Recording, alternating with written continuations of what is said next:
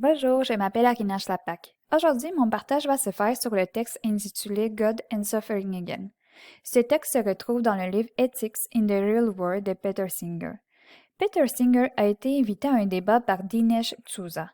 M. D'Souza est un politologue américain, donc un spécialiste en sciences politiques. Il est originaire de l'Inde et né en 1961. Il a réalisé plusieurs films et a écrit plusieurs livres, et il est d'une foi chrétienne.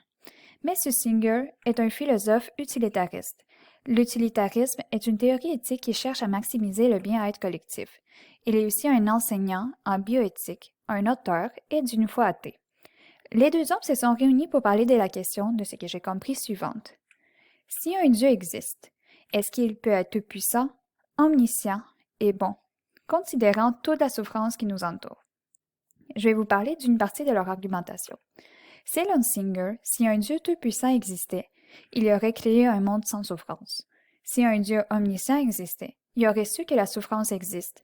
Et s'il était bon, alors il aurait créé un monde sans souffrance, ou du moins, avec moins de souffrance.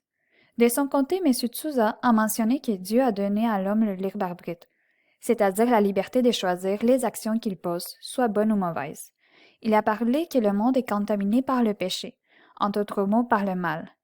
Et finalement, il a mentionné que même si les gens souffrent, ça ne se compare pas à l'éternité qu'ils vont vivre au paradis. Par après, Singer a également ajouté qu'il ne comprend pas pourquoi les gens qui vivent des catastrophes naturelles, les animaux et les enfants souffrent. Selon la foi chrétienne, Jésus, qui est Dieu, est venu sur la terre. Il a été torturé, crucifié et a ressuscité. Comme il a souffert lui-même, cela voudrait dire que Dieu est capable de comprendre les gens qui souffrent. De plus, la Bible dit que Dieu n'abandonne pas les gens, incluant ceux qui souffrent. Mais bref, trouver une justification à la souffrance, c'est très difficile. Alors à la place, on pourrait se poser comme question, quelle est mon attitude face à la souffrance?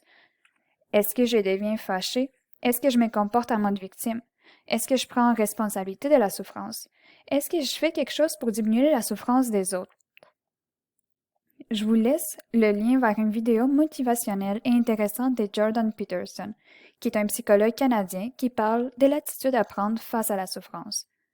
Merci pour l'écoute.